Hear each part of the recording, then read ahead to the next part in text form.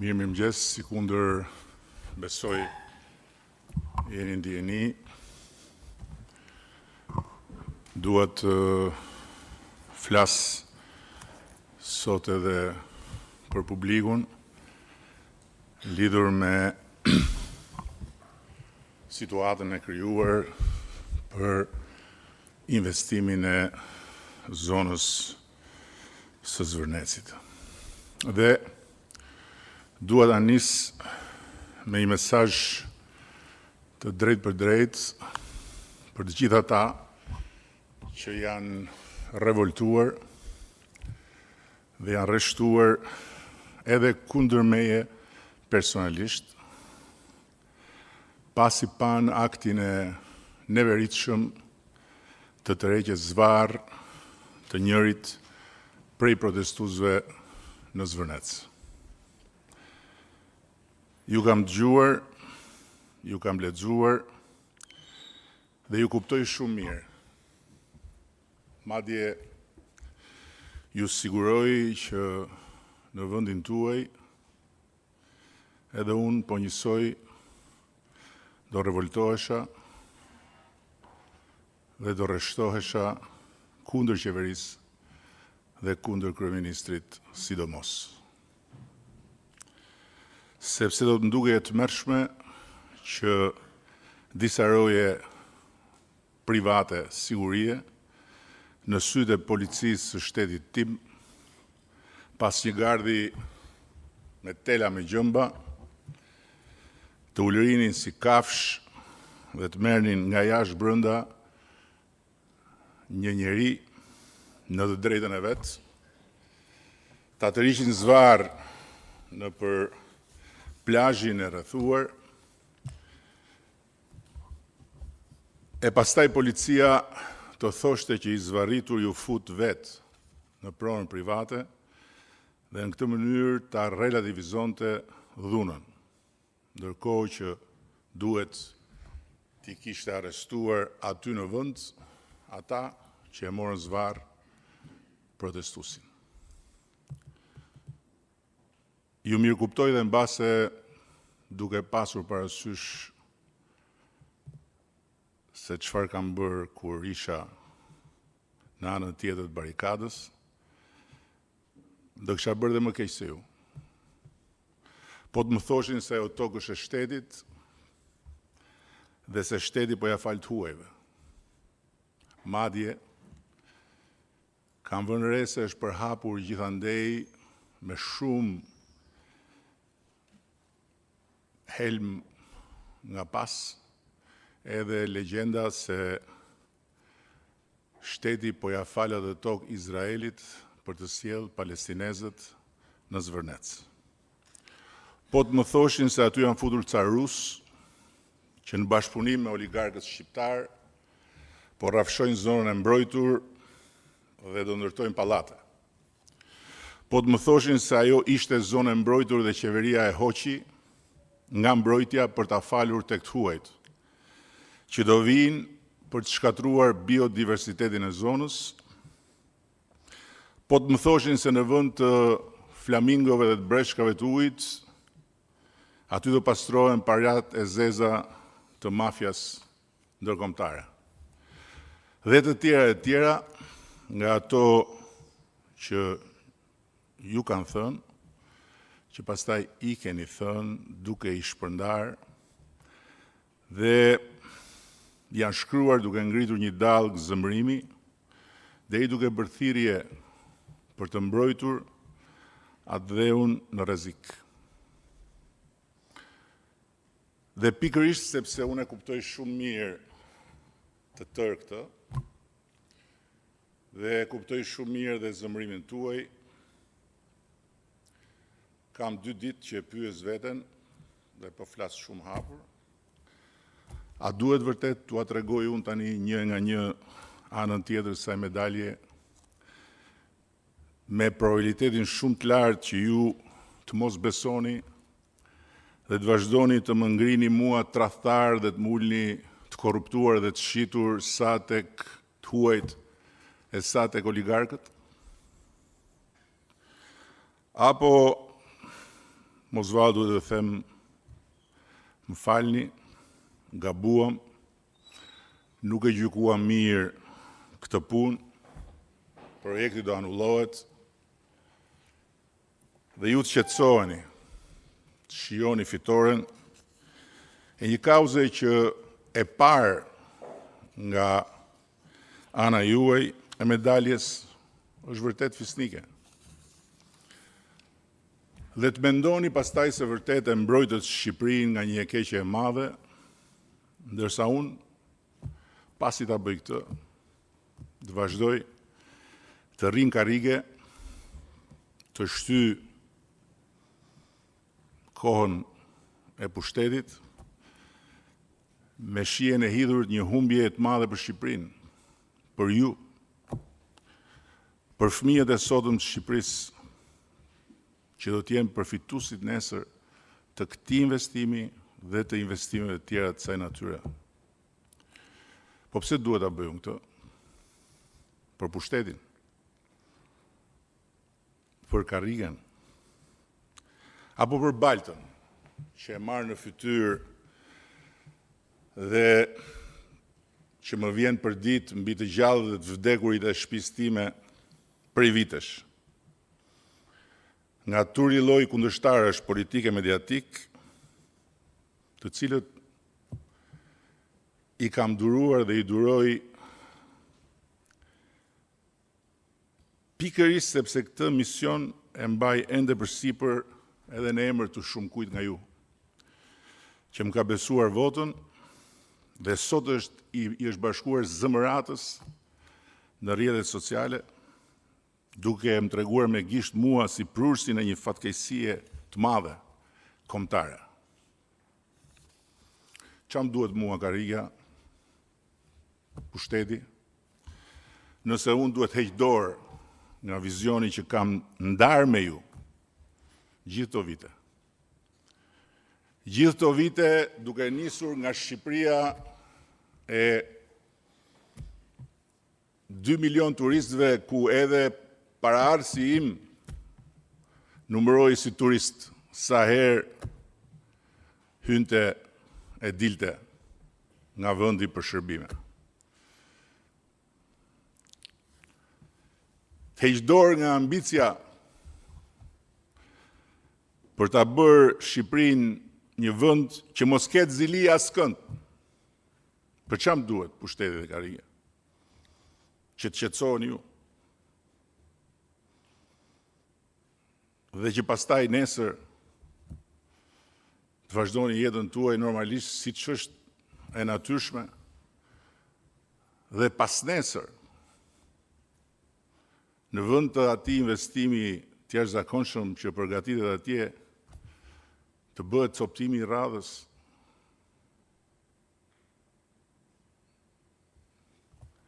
golemi i radhës, se ju do rroni më shumë se unë dhe do shikoni se aftësia dhe kurajoja për ta rikthyer Shqipërinë te golemi është e gjallë dhe e gatshme, po t'i bjerë prapë në dorë Shqipëria. Të heq dorë nga vizioni dhe nga ambicia për ta bërë Shqipërinë një vend që nuk ka frikë të hyjë në ligën e kampionëve të turizmit global. Dhe të rri këtu në karrige dhe në pushtet,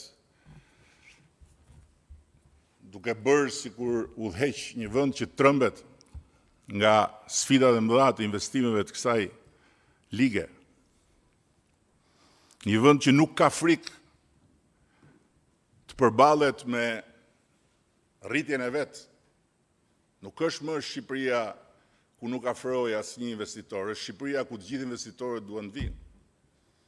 Është Shqipëria 12 milion turistëve. Është Shqipëria që unë e kam ndarë me ju kohë më parë. Duhet hyj tani në elitën e turizmit global me investimet cilat sjellin konsumator të nivelit lartë që i lën parat këtu. Një vend që nuk ka frikë nga një projekt i jashtëzakonshëm si ky, ku partnerët të jashtëzakonshëm janë përbashkë për të investuar 4 miliard euro.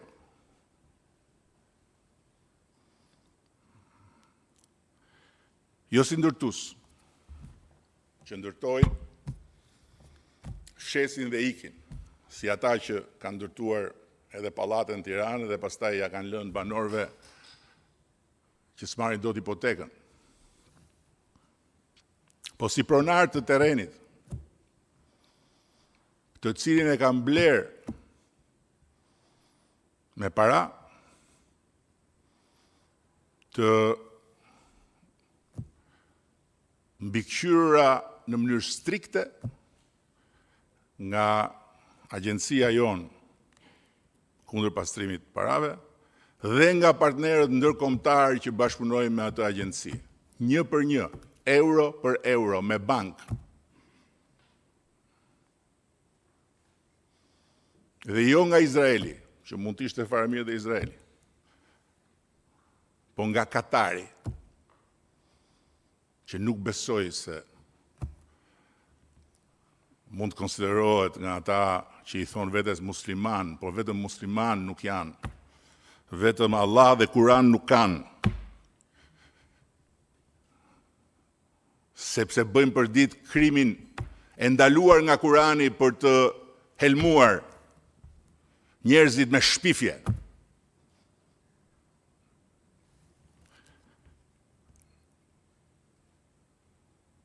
Po si mund t'jem unë njerë kundër jush dhe kundër vetes?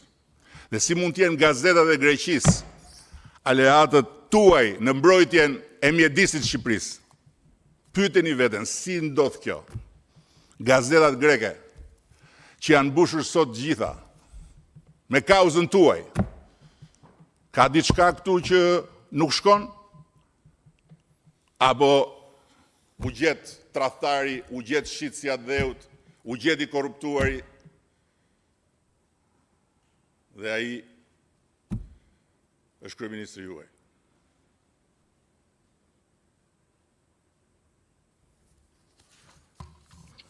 Thënë këto dhe ndjes nëse jam shumë i drejt për drejt dhe mbase edhe emocional, por kjo është ndjesia ime.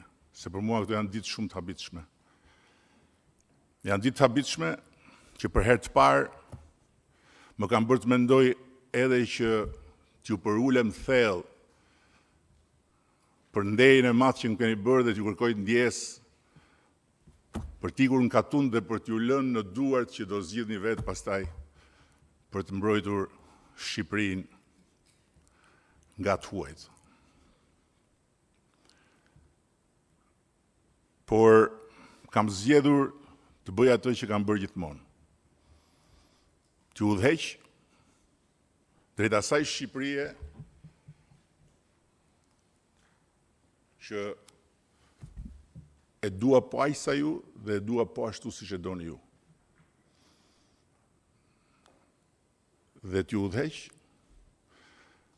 për ta përmbyllur këtë që kemi nisur bashkarisht, fal votës tuaj, me cilën ja kemi ngritur kokën çdo shqiptari kudo ku është, me cilën i kemi dhënë vlerën që ka flamurit ton në sytë të huajve, dhe me të cilën unë dua ta bëjmë Shqipërinë vendin që të ketë destinacionin më për të pasur zili në mesdheun e sotëm. Dhe ky projekt është pjesë e kësaj përpjekje. Tani, zgjodha që t'ju tregoj anën tjetër të medaljes, edhe me rrezikun që të mos besoni, dhe po aq hapur dhe sinqerisht sa që thash, çfarë ju thash deri tani. Vllazërisht, Kur unë kam hyrë në atë zyrë, kam thënë që zyra është e imja, pushteti është juaj. Dhe nuk kam premtuar që s'do bëj gabime, as që nuk do bëjmë gabime, po kam premtuar vetëm një gjë, që nuk do ju tradhtoj kurrë. Nuk është vendi këtu për t'ja u shpjeguar gjitha arsyet e këtij premtimi.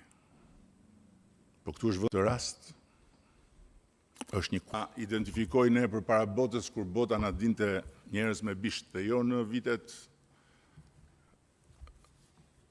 para erës sonë, po në vitet e demokracisë. Na dinin njerëz me bisht, dhe u bën të njohur ne, shqiptarët dhe Shqipëria, përmes filmit Walk the Dog. Rekrutohet një producent i famshëm i Hollywoodit, i luajtur nga Dustin Hoffman, dhe bashkë me regjisorin Robert De Niro, fabrikoi një luftë. Një luftë të trilluar të Amerikës me Shqipërinë. Si e fabrikojnë? Përmes mediave.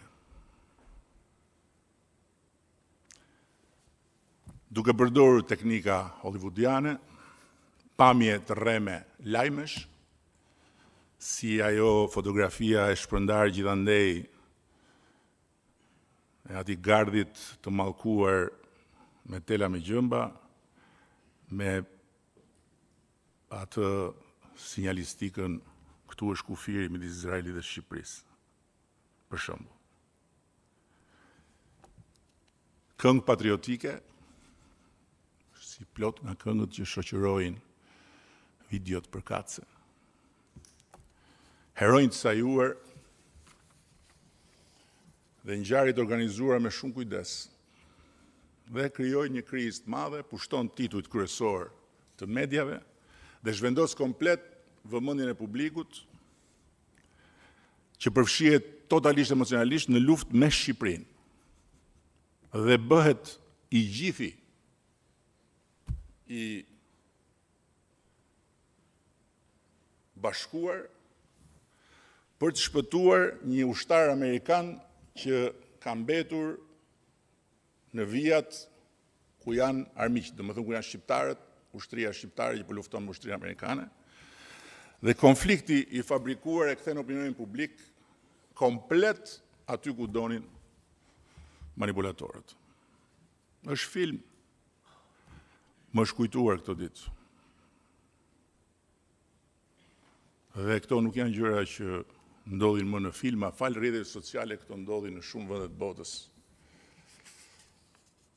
Tani, të kalojmë nga filmi në realitet dhe në realitetin e kësaj anet medaljes, për t'ju thënë se në cilat pika ndryshon komplet ngjarja, historia dhe pamja e këtij investimi.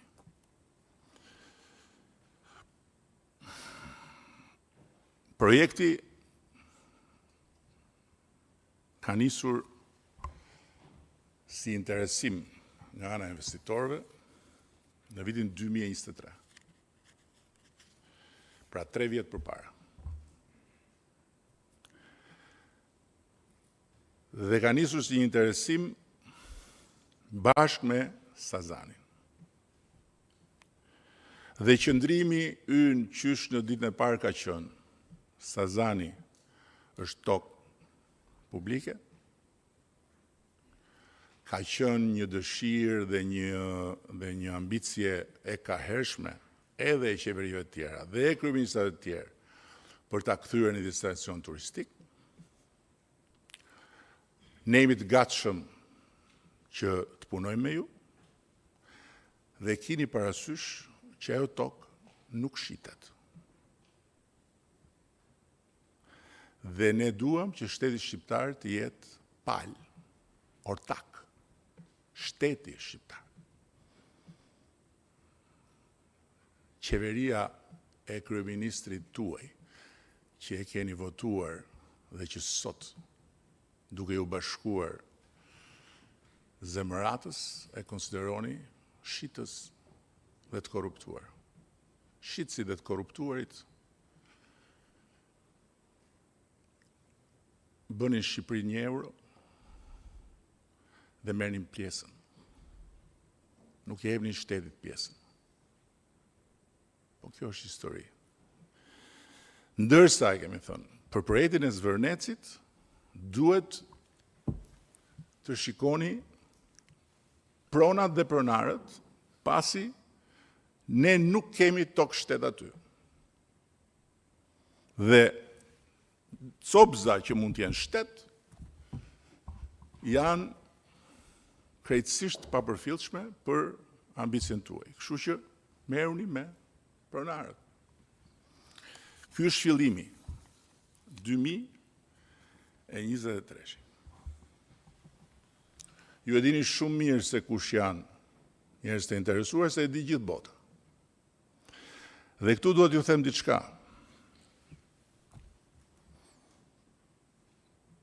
Bota e mbar flet për këtë projekt për shkak të njeriut që e ka promovuar projektin, Xharet Kushnerit. Por bota ka hesape për të larë dhe ka luftrat e veta për të bërë. Prandaj edhe projekti ka pasur qysh sa po ka dalë fjala interesimin e gjithë mediave amerikane dhe europiane. Por me agjend, jo për të informuar popullin e tyre se sa shumë po zhvillohet Shqipëria, po për të gjetur gjilpëra në kasht. Dhe prandaj, investitorët kanë angazhuar ekselencën botërore në arkitektur, në inxhinieri, në mjedis dhe në aspektin juridik. Ndërkohë që ne, do t'ja u tregoj hapat, administrata shqiptare kemi mbrojtur interesin tuaj. Interesin tim që është dhe juaj, interesin e vendit, dhe kemi bërë detyrën jo thjesht procedurialisht, por profesionalisht dhe patriotikisht.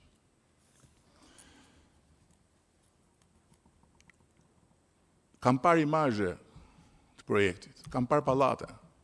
Ku i keni gjetur? Ku i keni gjetur? Ato nuk kanë lidhje me projektin. Projekti i vjetër, do t'ju informoj, është rrëzuar. Dhe është rrëzuar nga administrata shqiptare. Dhe ju është kthyer mbrapsh. Dhe ju është thënë ndjes, po ne kemi kërkesa të larta dhe duam standarde shumë të larta. Jo se ishte i keq, po ne doni më shumë. Dhe doni më shumë për ju, jo për vete. Për vete si për ju.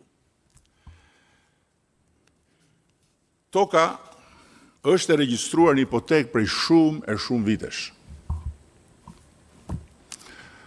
Dhe negociatat me pronarët, transakcion me pronarët, janë një çështje mes palëve në cilën ne as nuk kemi hyrë, as nuk ka qenë nevoja të hymë dhe as nuk kemi pas asnjë interes të hymë. Ne jemi të fokusuar tek Sazani, për të cilin akoma nuk kanë përfunduar negociatat, miqtë e mi. Dhe dini pse s'kan përfunduar negociatat. Se ne duam pjesën e shtetit shqiptar dhe negociohet.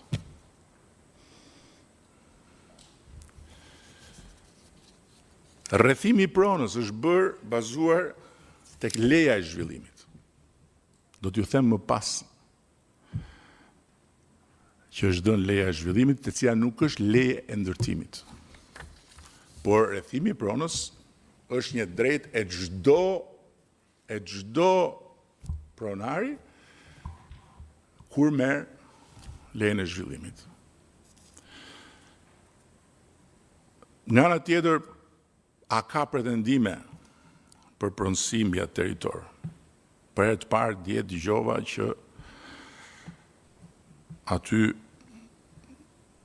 pas ka një popullsi homogjene greke, këtë nuk e kisha dëgjuar ndonjëherë, ndoshta nga që jam ignorant dhe nuk i di shumë gjëra. U mahnita nga deklarata e Ministrisë Jashtme të Greqisë, sepse ishte një akt dhune pa diskutim, por nuk ishte një akt dhune shtetërore, siç për shembull ndodh me shqiptarët në burgjet e Greqisë. Ose siç ka ndodhur më parë me shqiptarë edhe në rrugët e Greqisë. Ishte një akt dhune nga një roje, grup rojesh private. Dhe që të ngrihet shteti në këmbë dhe të nënvizoj etnin e protestuesit. Kjo është diçka që sipas meje nuk i shërben marrëdhënieve tona, që janë përsëri në ditët e tyre më të mira. Por këtë e futa këtu për të thënë diçka tjetër, që pretendimet janë legjitime, por ato zgjidhen në gjykata, sepse ndërkohë titujt e pronësisë janë baza e çdo veprimtarie dhe jo pretendimet. Siç ndodhi dhe atje lart në Baksuriol, ku toka ishte e blerë nga pronarët atje që kishin letrat. Disa të tjerë ishin pretendent, por nuk mund të zhvillohet dot vendi nëse mbetet pezull mbi titujt e pronësisë dhe mbi pretendimet. Pas gjithë katrahurës që ne kemi trashëguar për fat keq.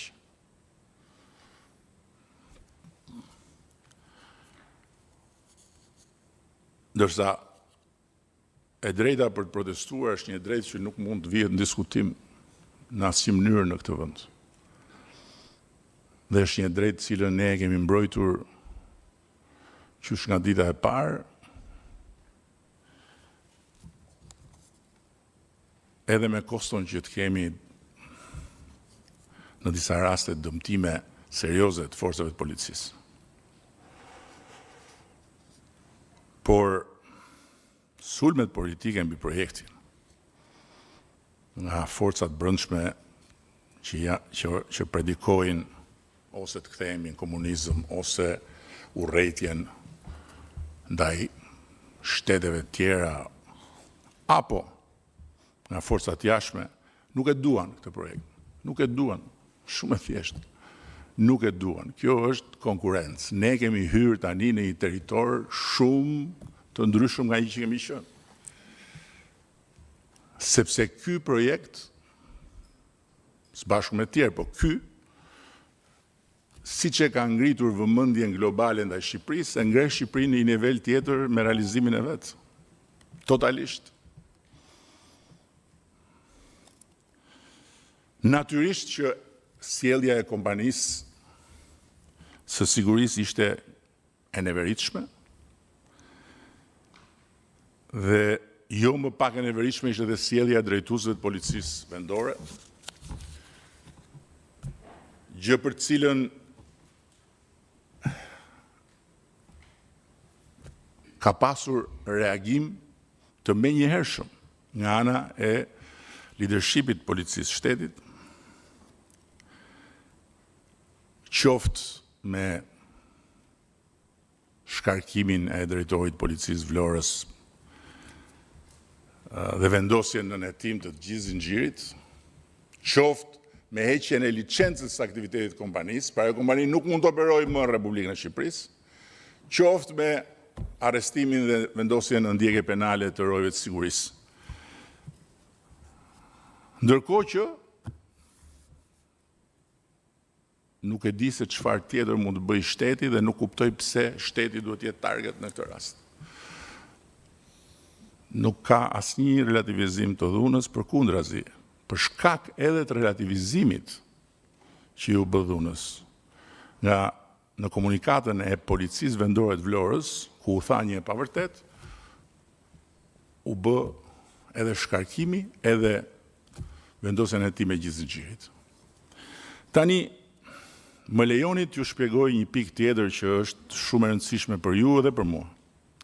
Dhe më lejoni ta nis pak nga larg, se e vërteta është gjithmonë e mërzitshme. Gënjeshtrat janë zakonisht argëtuese. Është shumë më argëtuese të shikosh një video me një pelikan që e merr përpara eskavatori, se sa të dëgjosh rrugën e legjislacionit shqiptar për zonat e mbrojtura, duke filluar nga një fakt. Ka qenë kjo shumicë parlamentare. Kjo këtu, e Partisë Socialiste të Shqipërisë.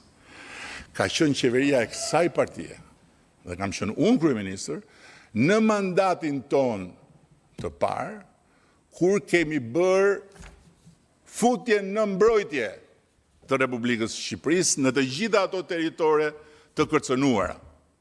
2017. Por, ajo që duhet ju them si anë tjetër të medaljes, është që Pishporoja, për cilin flasim, nuk është një zonë mbrojtur e kategorisë së parë apo dytë, por klasifikohet edhe sipas IUCN-s kategori e 5. Peizazh i mbrojtur. Dhe për shpalljen peizazh i mbrojtur dhe të gjitha detajet, ka një vendim qeverie, por ajo që është e rëndësishme të thuhet dhe që nuk ju është treguar juve, është që në 2017 këto kategori në ligjin ton janë të adoptuar në mënyrë të plotë.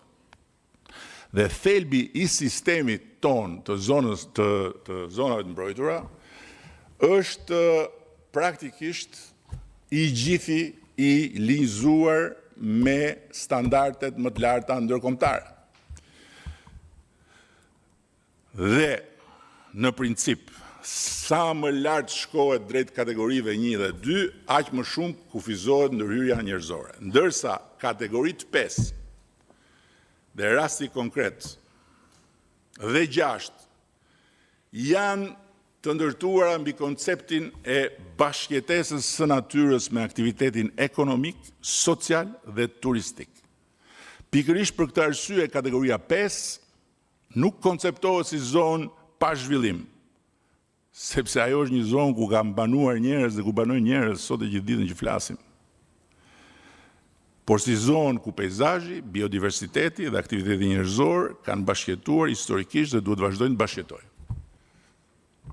Dhe në hartën e Europës ka jo pak laguna, shumë përafërsisht të ngjashme me këtë lagunë, që janë destinacione turistike të jashtëzakonshme dhe ku ka aktivitet të plot ekonomik dhe social. Në nenin 20 të ligjit, 2017, përcaktohet qartësisht se peizazhi i mbrojtur është një territor ku mund të ekzistojnë deri dhe qendra banimi dhe aktivitetet si bujqësia, turizmi, peshkimi dhe përdorimet tjera të territorit. Dhe specifikisht në pikën 4 të nenit 20 përcaktohet se veprimtaritë që ndryshojnë përdorimin e territorit si ndërtimet, trajtimi ujërat zeza, autostrada, kanale lundruese, zonat urbane dhe të ngjashme, lejohen të ushtrohen vetëm nëse subjekti që kërkon t'i kryej këto veprimtari pariset me leje nga Këshilli Kombëtar i Territorit. Prandaj, miqtë e mi, ne nuk kemi bërë asnjë heqje nga asgjë. Pishporoja ka qenë peizazh i mbrojtur dhe është peizazh i mbrojtur. Do vi tani më pas edhe tek mbrojtja. Edhe diçka tjetër.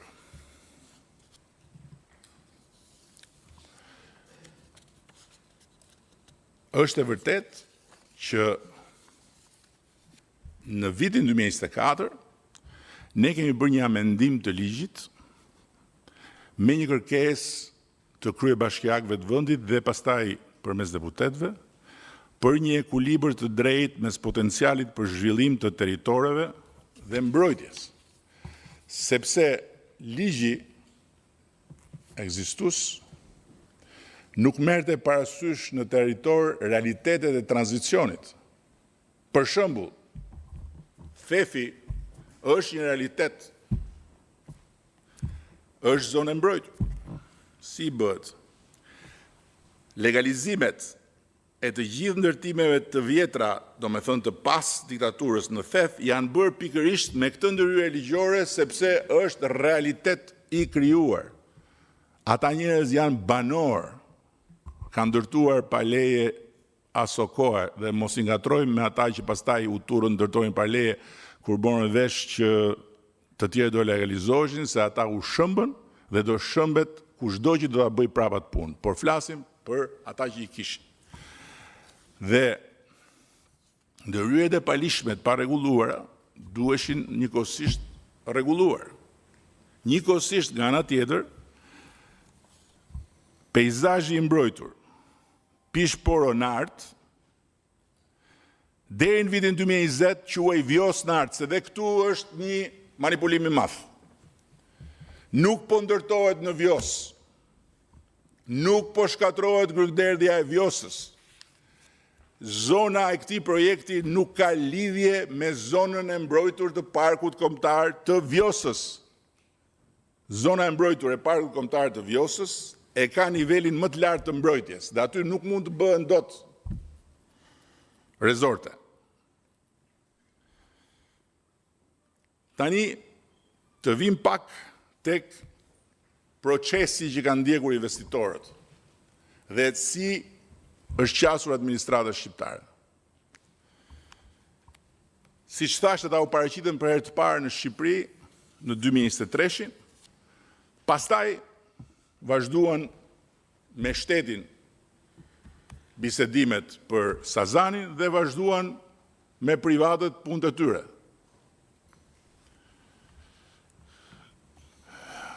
Projekti nuk u miratua në formën e paraqitur fillimisht.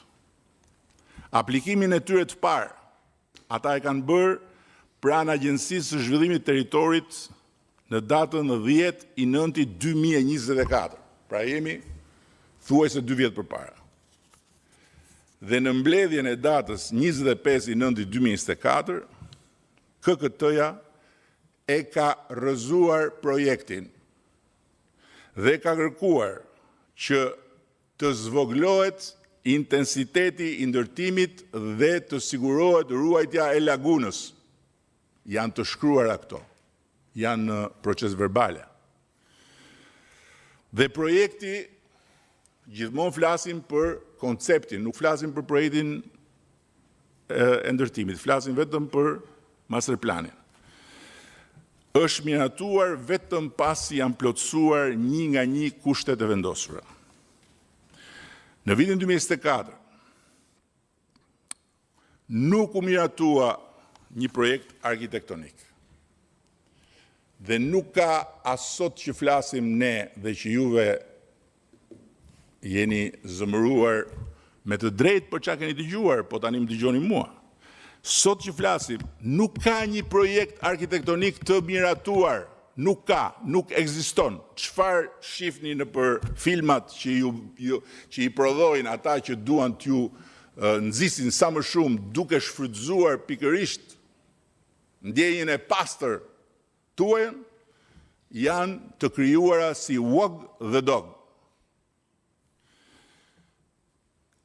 Leja e masterplanit ka përcaktuar zonën zhvillimore, parametrat teknik dhe urbanistik.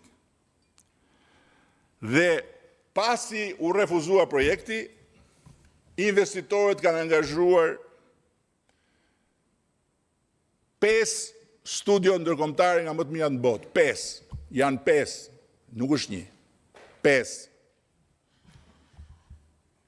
Emre Arolat Architecture, studio e njohur për vepra në zona me karakter trashëgimie, është K Studio, Emre Arolat nga Turqia, K Studio nga Greqia, është studioja Big nga Danimarka, është Kengo Kuma nga Japonia, është dhe studioja Jean Nouvel nga Franca.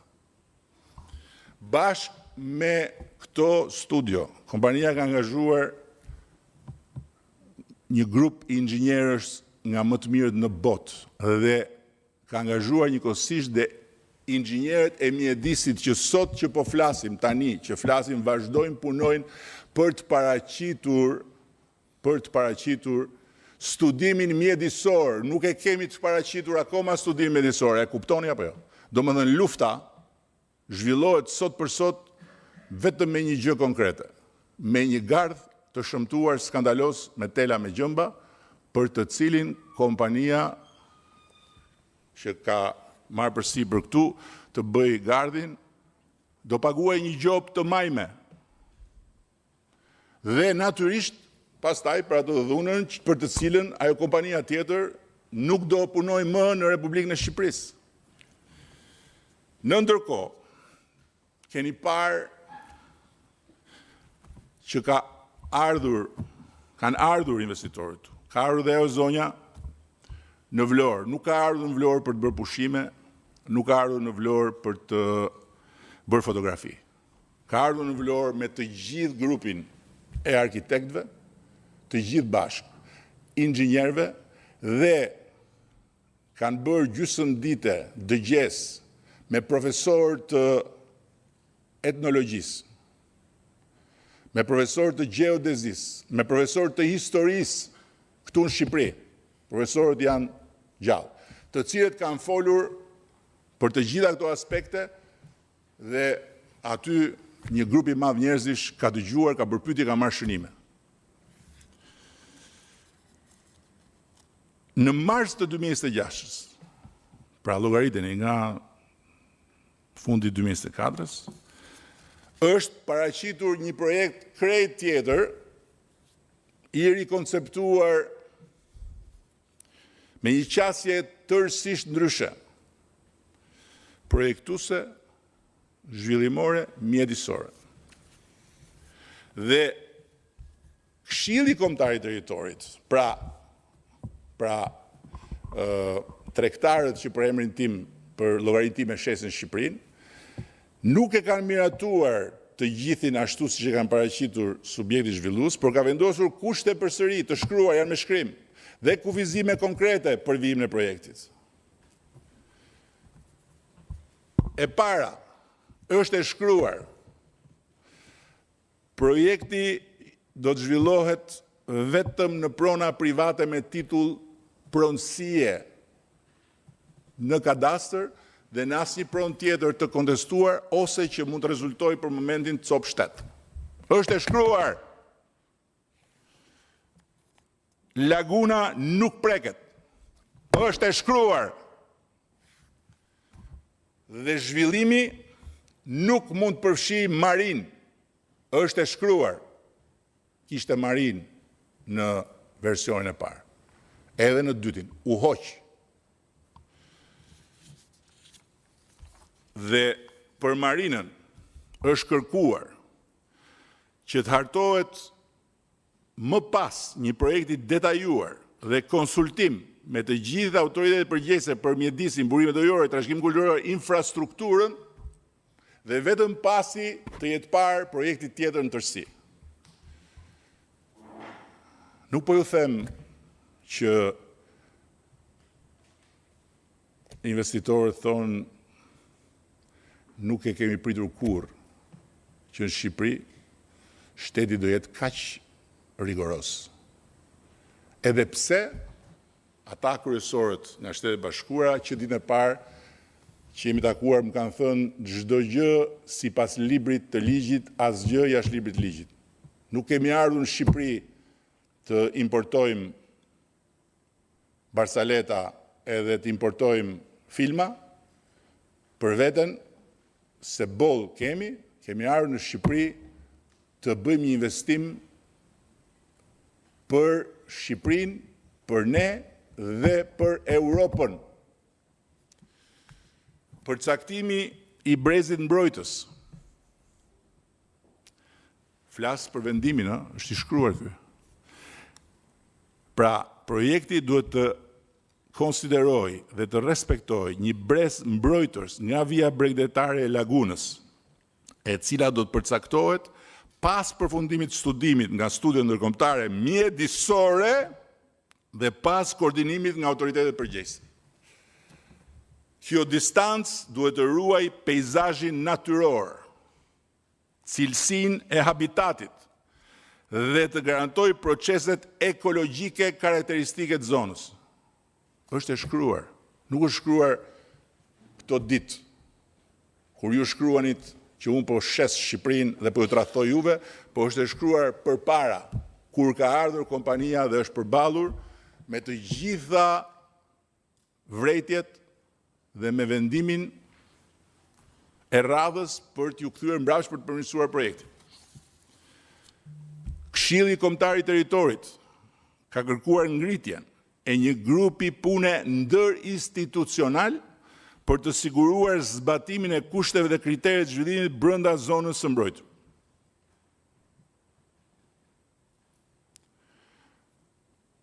Leja e infrastrukturës në prill 2026 është dhënë për realizimin e rrugkalimeve të nevojshme për vendosjen e pajisjeve të përkohshme që do të përdoren për studimin e biodiversitetit ujit dhe lagunës. A kuptoni tani? Do me thënë, ka nevojë për rrugkalime për të vendosur pajisje që do bëjnë studimin e biodiversitetit të ujit, lagunës. Sepse si thash paralelisht me arkitektit punon një studio prestigjioze e mjedisit. Dhe për këtë arsye u dha leja, u bë rrethimi dhe makineritë u morën me gur. U morën me gur. Pa kuptuar se çfarë po ndodh dhe për çfarë po bëhet.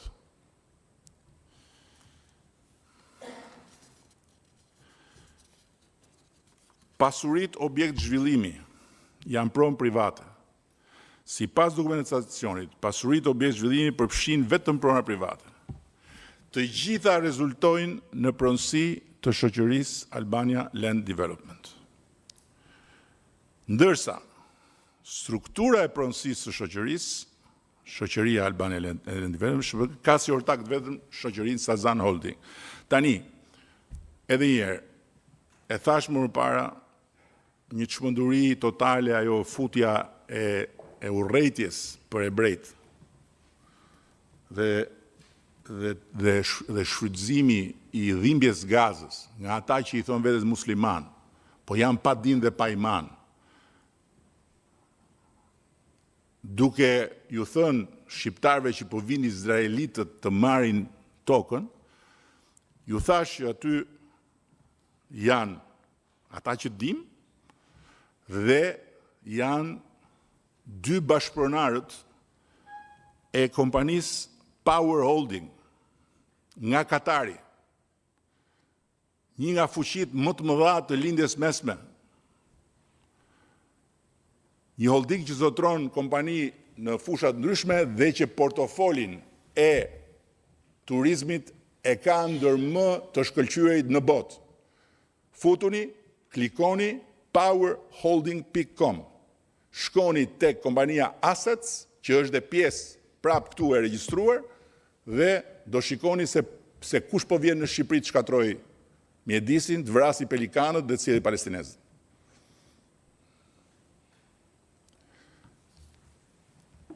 Dhe po ju them dhe këtë, sot që flasim, investitorët kanë marrëveshje me Aman Hotel, Cheval Blanc, është brandi më ekskluziv sot i cili është në Paris, është në Venecia, do vitet në Vlorë. Nëse së bashku do t'ja u sigurojmë mirëseardhjen. Nëse do vazhdoni dhe ca ditë kështu, atëherë e di çfarë do ndodhi? Do ndodhi tragedia e Porto of Montenegros, po në përmasa të kësaj kohe. Porto of Montenegro, që bëri fatin e Malit Zi, u ndërtua nga dikush që u sorollat nëpër Shqipëri me vite.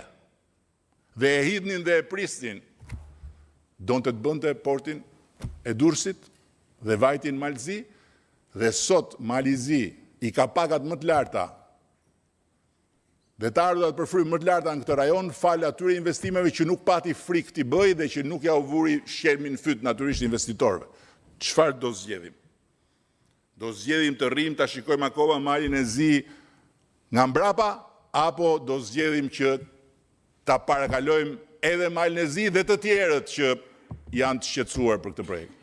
Si do ta bëjmë të zgjedhje?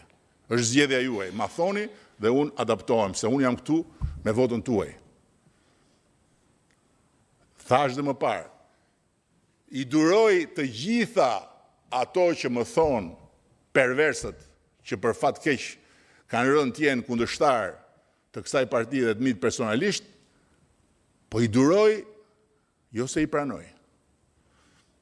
Duroj dhunë mbi kockat e Timeti, duroj dhunë mbi fytyrën e gruas time dhe të fëmijëve të mi, po sepse mendoj që jam këtu për ju dhe me ju. Nëse dhe ju mendoni si ata, ma thoni dhe vazhdoni me çdo tjetër që ju dëshironi. Po unë këtu nuk rri të vegjetoj. O do ta bëjmë Shqipërinë me atë vizion për të cilin keni mbështetur, ose më thoni që keni një vizion tjetër dhe doni të shkoni me Sazo Gurin dhe me Arlindo Dritgjatin. Jam okay. Por shikoni powerholding.com dhe mos harroni një gjë, që nëse ne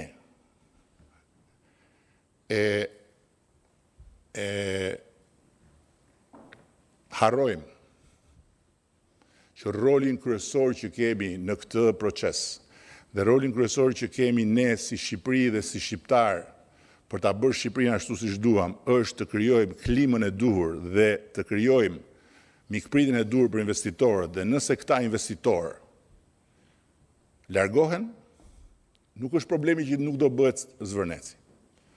Problemi është që nuk do vi më njeri për kush e di sa kohë. Se do thonë kur dhe ata nuk e qanë dot atje, me ata s'merrim vesh. Këto janë të vërteta që po them sot si që ndjej. Mendojini gjërat. Mendojini.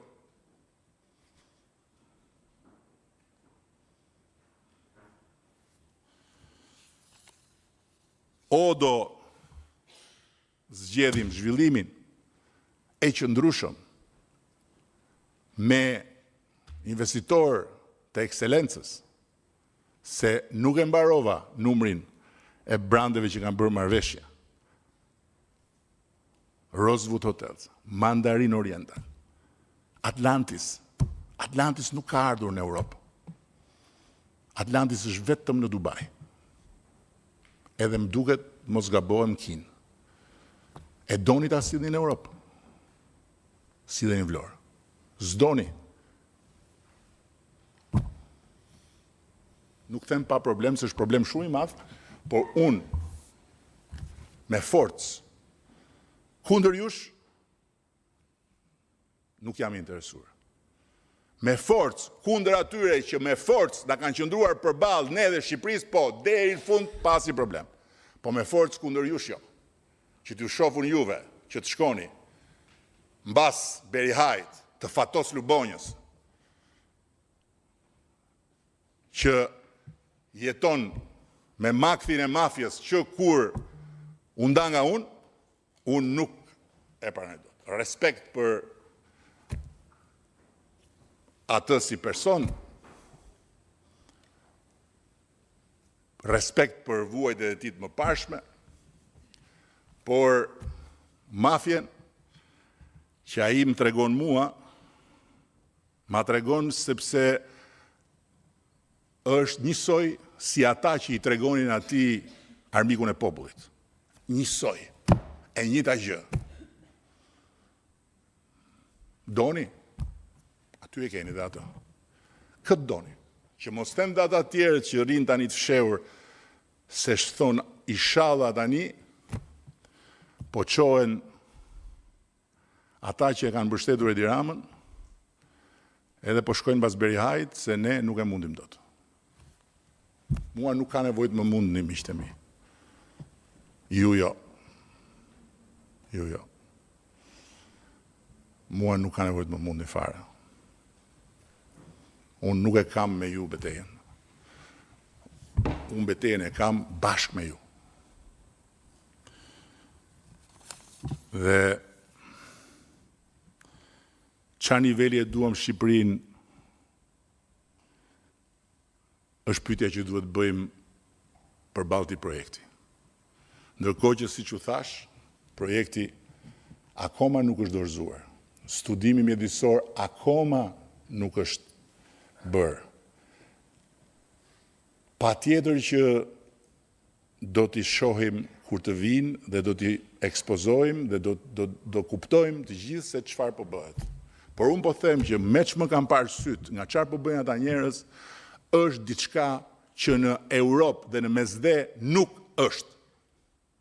Po pse duhet të rrim ne të shikojmë me zili Greqinë për Costa Navarino? Costa Navarino qa ishte? Qa ishte Costa Navarino? A ishte zonë e mbrojtur? Apo s'ishte? Nuk e di në çfarë kategorie. E keni parë që është Costa Navarino sot? Krenaria e turizmit grek. Pse duhet ne të shikojmë me zili Greqinë për Costa Navarinon apo për të tjera gjëra? Me admirim po, e shikoj Greqinë patjetër.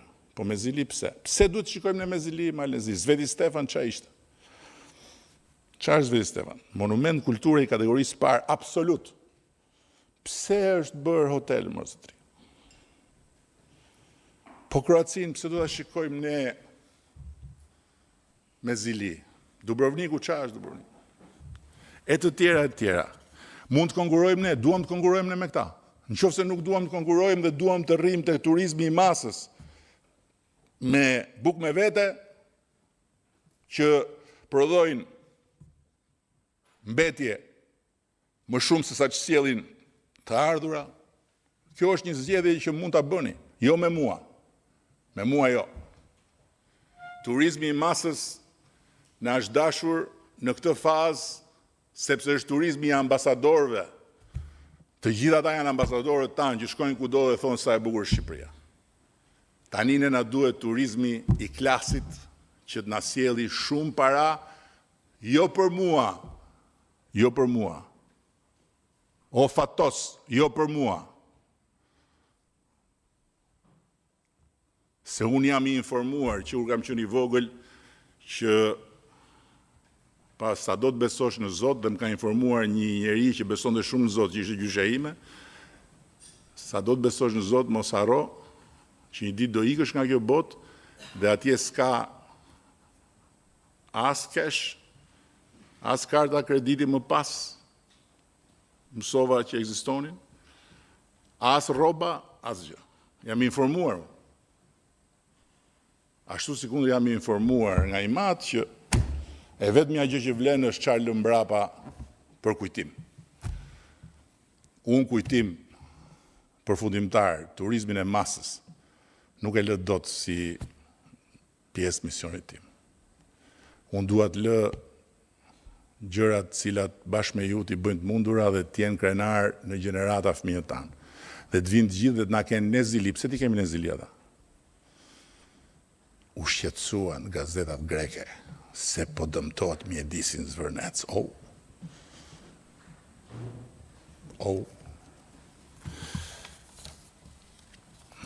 Po pagat si do i rrisim ne më shumë? Na duhet ta rrisim prodhimin e brendshëm apo jo? Na duhet ta rrisim prodhimin e përgjithshëm kombëtar. E kemi rritur goxha. E kemi pasur më pak se 10 miliardë, kemi qenë 27, unë duhet ta çojmë 35 deri në fund të dekadës. E dini sa e impakton prodhimin e përgjithshëm ky investim? Llogariteni vetë, ne kemi 27 miliardë. 4 miliardë është investimi. Dhe nuk është vetëm vlera që krijohet nga investimi vetë. Po janë gjithë ato që vinë mbrapa, 10.000 të punësuar, jo të punësuar tek Mihali i Porto Palermos. Doni turizmin e Mihalit? Se kam dëgjuar ca që thonë, mos japin tuajve ne, le ta bëjmë vetë ata aty të aranxhohen vetë. Mihalin doni? Unë them jo. Se e kemi bërë zgjedhjen që të jemi aktor në një arenë ku s'jemi vetëm. Ishim ne, vetëm ishim. E kishim të mbrojtur të gjithë Bregdetin. Edhe nga vetja e kishim mbrojtur. Madje e kishim mbrojtur dhe detin deri në një distancë caktuar. Po bujqësinë si do ta mbështesim, si do të ndihmojmë ne?